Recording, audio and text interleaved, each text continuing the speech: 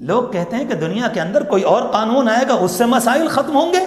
ہم اللہ کے گھر میں پورے یقین سے کہتے ہیں یہ تو کمی ہماری. وہ اسلامی نظام کس بنیاد پر لوگ صحابہ کرام کے مخالف تھے؟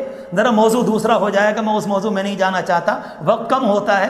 میں اس موضوع میں نہیں جانا چاہتا کہ جب صحابہ کرام پہنچے ہیں ان کے اعلیٰ اخلاق تھے، ان کے کردار بلند تھے، ان کی زبان شاندار تھی، وہ کسی کی بہو بیٹی کو نہیں دیکھتے تھے، وہ دنیا میں غلط جملے نہیں بولتے تھے، وہ کسی کو گالیاں نہیں دیتے تھے. سوال یہ پیدا ہوتا ہے کہ مدینہ منورہ میں جب اتنے اچھے لوگ آئے تو ہر انسان اچھے پڑوس میں رہنا چاہتا ہے، پھر صحابہ کرام کی مخالفت کیوں ہو رہی تھی مدینہ کے اندر؟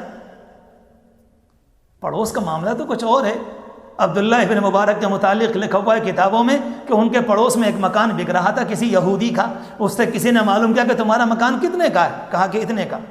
خریدنے والے نے کہا یہ قیمت تو نہیں ہے اس شہر میں. کہا نہیں. کہا 10,000 درہم مکان کے ہیں اور 10,000 عبداللہ ابن مبارک کے پڑوس کے ہیں. خریدنا ہو تو خرید لینا.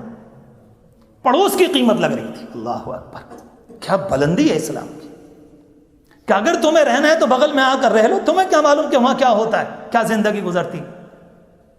لیکن صحابہ کرام کا ایک عظیم الشان پیارا مجمع جب مدینہ منورہ کے اندر پہنچا تو اس زمانے کی مارکیٹ، اس زمانے کے لینے دینے والے، اس زمانے کے بیچنے والے، اس زمانے کے ساہوکار، اس زمانے کے سودی بیوپار کرنے والے، اس زمانے کے سودی لین دین والے، ان کی منڈیوں میں ان کی تجارتوں کے اندر سوکھا پڑ گیا. ایک ایسی جماعت دنیا میں آ گئی جو زبردستی خرچ نہیں کرتی تھی. ایک ایسی جماعت دنیا میں آ گئی جو زبردستی اپنے پیسے کو نہیں پھینکتی تھی. ایک ایسی جماعت دنیا کے اندر آ گئی جو زبردستی اپنے مال میں آگ نہیں لگاتی تھی. ایک ایسی جماعت مدینہ منورہ کے اندر آ گئی جو پیسے کو اللہ کی نعمت جانتی تھی اور صحیح طریقے پر استعمال کرتی تھی. پرانے زمانے کا طریقہ تجار کا یہ تھا کہ تمہارے پاس جو کچھ ہے ہماری دکانوں پر لے کر آؤ اور ہمارے سامان کو خریدو. اور حضور پاک علیہ الصلوۃ والسلام نے صحابہ کرام کی جو تربیت کی تھی وہ انداز یہ تھا کہ ضروریات کا استعمال کرنا، اپنی زندگی کو اچھا بچانا، مگر یاد رکھو باقی جتنا بھی ہے اس میں تمہارا بھی حصہ ہے اور امت مسلمہ کی بھی حصہ ہے.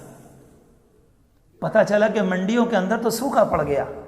اس لیے لوگ سمجھتے ہیں کہ شاید اسلام اگر کسی گھر میں آئے گا تو اسلام کے نتیجے میں تنہا نماز، روزہ، زکوٰۃ کچھ اچھی ہوگی، کچھ عمرے شروع ہو جائیں گے. کچھ پورے یقین کے ساتھ آپ کو یقین دلاتا ہوں غلط سمجھتے لوگ. آل راؤنڈ جو ترقی ہے دنیا کے اندر وہ اسلام کے ذریعے ہوتی ہے. ایک ہی وقت میں بچے بھی اور ماں بھی اور بہو اور ساس کی اور نند اور بھاوج کی سب کی زبان بنتی چلی جائے. اگر کوئی اللہ کا یہ بندہ سمجھے کہ پورے اعتبار سے ترقی دنیا میں آئے سوائے اسلام کے کوئی راستہ نہیں. ہم اپنے ملک میں دیکھتے رہتے ہیں، آئے دن ہماری حکومت چلایا کرتی ہے کہ انڈیا شائننگ، وہ چمک رہی ہے اور ترقی ہو رہی ہے. اور اس زمانے کے اندر حال یہ ہے ہمارے ملک میں 38% 38 کے علاوہ کسی کو ٹھیک سے پانی پینے کو بھی نصیب نہیں، صاف پانی. یہ ملک کا حال ہے. اس کو ترقی کہتے ہیں. کسی انسان کی ایک ٹانگ پھول جائے اور پورے کا پورا جسم کمزور ہو جائے اور آپ اگر اس کو مبارکباد دے کر یہ کہیں بہت مبارک ہو کہ آپ کا ایک پاؤں پھول گیا، اس کو ترقی کہتے ہیں. لوگوں کو روٹی نصیب نہیں، لوگوں کو کھانا نصیب نہیں. انسانوں کا حال یہ ہے کہ سر کے اوپر چھپر نہیں. انسانوں کے بچوں کا حال یہ ہے کہ اکثریت تعلیم سے محروم ہے. اس کو ترقی کہتے ہیں.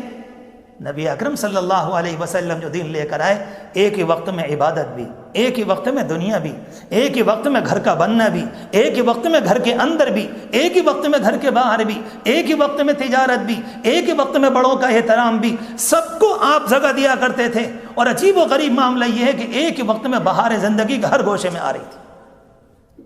اور جب بات زبان پر آئی تو آپ سے عرض کر دوں، ہم لوگوں میں سے بعض کا حال یہ ہے، برا نہ مانیے گا، مجھے آپ سے محبت ہے، اللہ کے لیے کہہ رہا ہوں.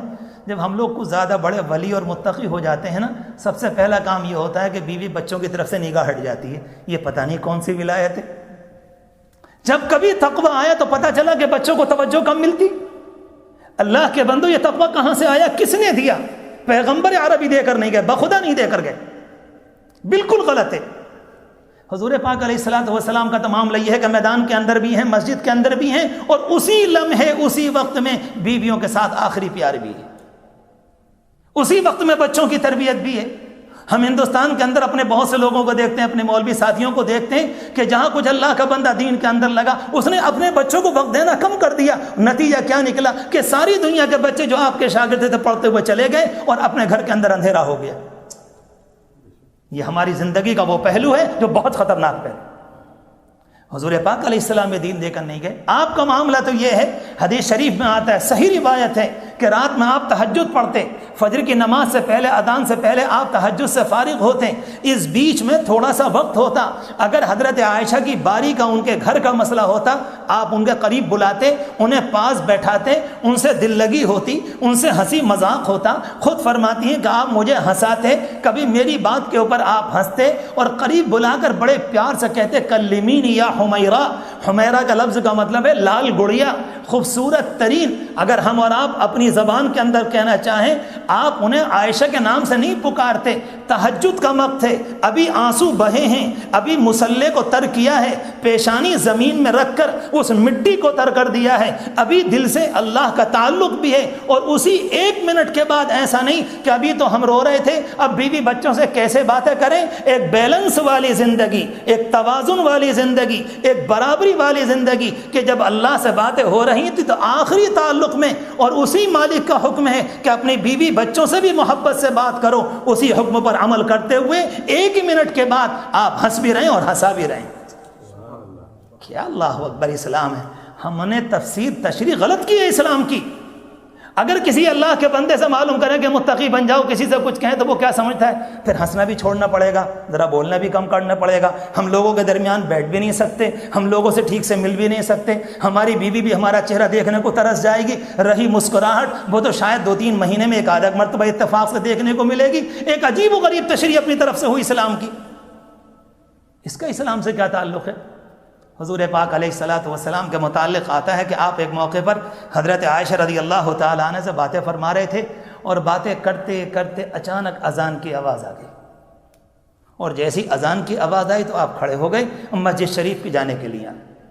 مسجد تو آپ سب حضرات یقیناً دیکھیے الحمدللہ، اور اللہ بار بار حاضری نصیب فرمائے. جیسے ہی آپ ادھر کو چلے ہیں، حضرت عائشہ کو ایک ضرورت یاد آئی.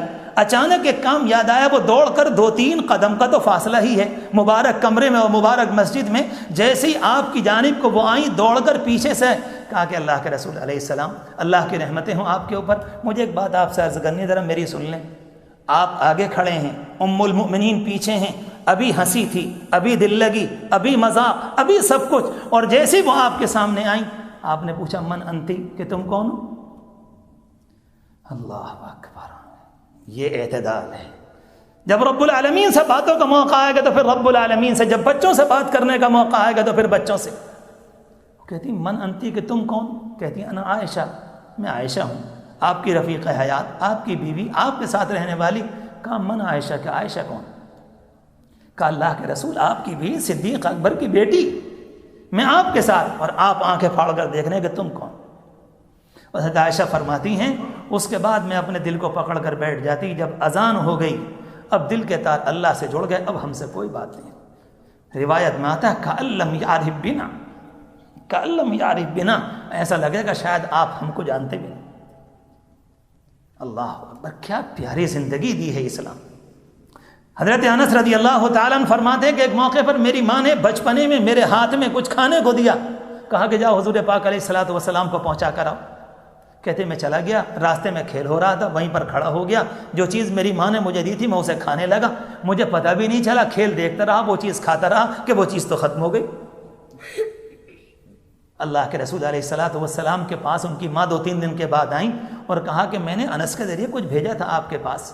آپ کا مزاج تو یہ تھا کہ فوراً آپ برکت کی دعائیں دیتے، آپ کی جانب سے کچھ نہ کچھ پیغام پہنچتا. صحابہ کرام کا دل خوش ہوتا تھا کہ ہمارے نبی نے ہمارے ہدیے کو قبول کر لیا. یہ ساری باتیں اپنی جگہ پر. انہوں نے کہا کہیں ہاتھوں وہ لے کر نہیں آئے؟ کہا میں نے اس کے ذریعے کچھ بھیجا تھا. کہا کہ نہیں پہنچایا. حضرت انس فرماتے ہیں کہ ایک دن آپ میرے پاس سے گزرے، میں بچوں کے کھیل میں کھڑا ہوا تھا اور آپ نے آ کر میرا کان پکڑ لیا اور فرمایا کہ انس کہاں گئی وہ میری چیز، کھا گئے تو؟